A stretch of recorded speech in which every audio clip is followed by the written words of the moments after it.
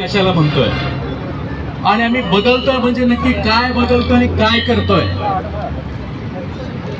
पवित्र शास्त्र बायबल सांगतं खोटं बोलू नको, चोरी करू नको, आई वडिलांचा सन्मान कर। जर एखादा पवित्र शास्त्र बायबल वाचून ह्या गोष्टी पाळू लागतो तर तो काय धर्मांतर करतो का? इथं लग्न करायला परवानगी 18 वर्षाच्या मुलाला मुलीला गव्हर्नमेंट तिथं हस्तक्षेप करू शकत नाही, प्रशासन काय म्हणू शकत नाही, कारण ते सज्ञान झाले। मग ज्यांच्यावर तुम्ही ठपका ठेवत आहात, जे धर्मांतर करून आले किंवा ज्यांचं धर्मांतर झालं त्यांचं वय तपासून पाहिलं का? असं म्हटलं जातं की भोळा बाबड्या जनतेच्या आमच्या फसवलं जातं। अरे 18 वर्षाच्या लोकांना जर तुम्ही भोळे बाबड्या म्हणत असाल तर कुठेतरी आमची शिक्षण व्यवस्था, कुठेतरी आमचे संस्कार हे कमी पडत आहेत।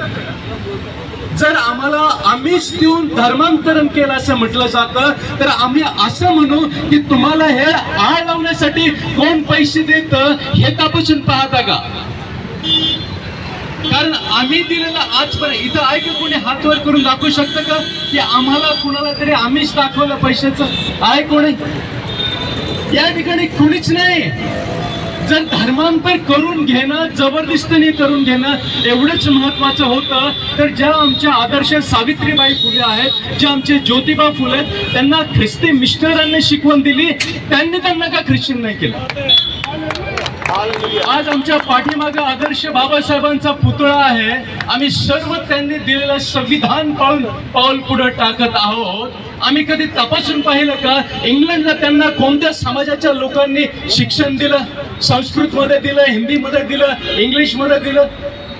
आज आम्ही रेल्वेने प्रवास करणं थांबवणार का? कारण त्याच्यामध्ये हात ख्रिस्ती लोकांचा आहे। आज आम्ही मोबाईल वापरायला, कार वापरायला थांबणार का? कारण त्याच्यामध्ये हात ख्रिस्ती लोकांचा आहे।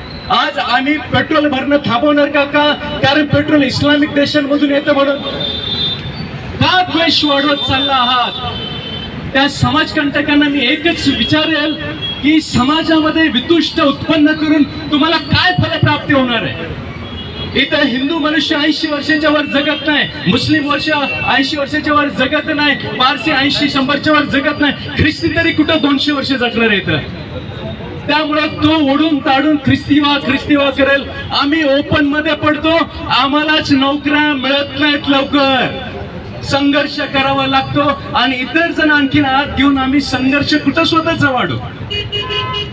म्हणून जे काही होत आहे ते तपासून पाहणं गरजेचं आहे। आज IPS ऑफिसर, मंत्री वर्ग, वकील पुष्कळशे लोक रेड हँड पकडले जातात पैसे देताना घेताना।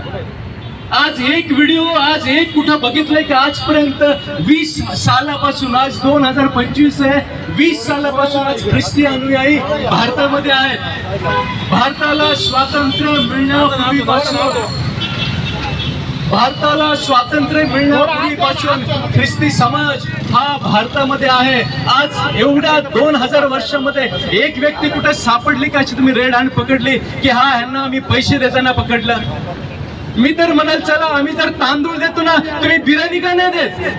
करा ना ट्रान्सफर। अरे 500 रुपये देऊन इकडचं मत तिकडे देणारे लोक ते या तांदूळाला जुमानतील का? आज लाखोनी करोडोनी चाललंय, कोण येणार तुमच्याकडे तांदूळ देऊन? आमचे मोदी साहेब देते 5 किलो, तेच आम्हाला पुरतंय, कशाला आणखी आम्ही घेऊ? आमिष आमिष आमिष काय आहे? काय आमिष? मी एकच विनंती केलं समाजातल्या प्रत्येक घटकाला, जर तुम्हाला सत्य तपासून पाहिजे असेल तर तपासून पहा बायबल सांगतं का नाही, तुमच्या अधिकाराच्या अधीन राहा, त्यांच्यासाठी प्रार्थना करा, तुमच्या शत्रूंच्यासाठी प्रार्थना करा। कैसराचे ते कैसराला। येशू ख्रिस्त सांगतो की इन्कम टॅक्स बुडू नका, इन्कम टॅक्स द्या। ही शिकवण त्या पवित्र शास्त्र बायबल मध्ये। आणि मी सगळ्यांना सांगेल, पुस्तक म्हणून घ्या आणि वाचा, बघा एकदा काय त्याच्यात लिहिलंय।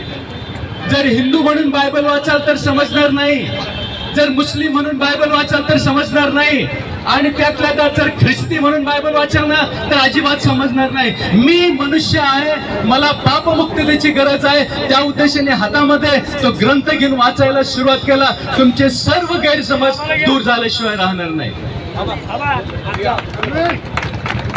म्हणून जर आम्ही या ठिकाणी आज येण्याची वेळ जर आम्हाला आणली असेल तर त्या समाजकंटकाने, नाहीतर आमची कधीच इच्छा नाही की रस्त्यावर यावं, ट्रॅफिक साठी प्रॉब्लेम व्हावं, पोलीस प्रशासनाला कामाला लावावं. नाही, आम्ही तुमच्यासाठी आहोत, तुमच्या सोबत आहोत आणि देश हितासाठी आम्ही स्वतः समर्पित लोक आहोत. या कधी चर्चमध्ये दर रविवारी ऐका मंडळीमध्ये त्या आमच्या देशासाठी, निवडणुकांसाठी, सगळ्यांसाठी प्रार्थना होतात का नाही?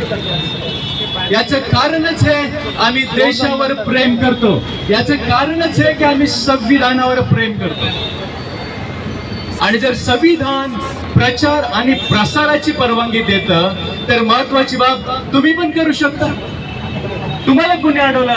आम्ही जो काय प्रचार आणि प्रसार करत आहे ते नियमाला धरून, आम्हाला दिलेल्या गेलेल्या संविधानिक अधिकाराला धरून करत आहोत. हे आम्हाला समजणं गरजेचं. तर मी हीच विनंती करेल, जो द्वेष पसरवला जात आहे त्याला बळी पडू नका.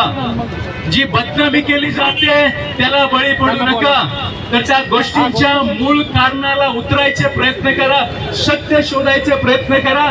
कारण आमच्या देशाचं ब्रीद आहे सत्यमेव जयते. शेवटी सत्याचाच विजय होतो.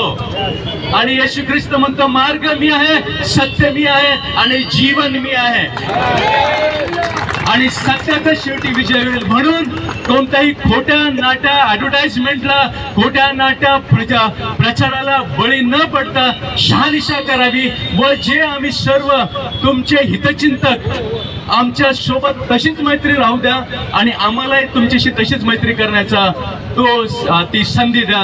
हीच सगळ्यांना विनंती. थँक्यू.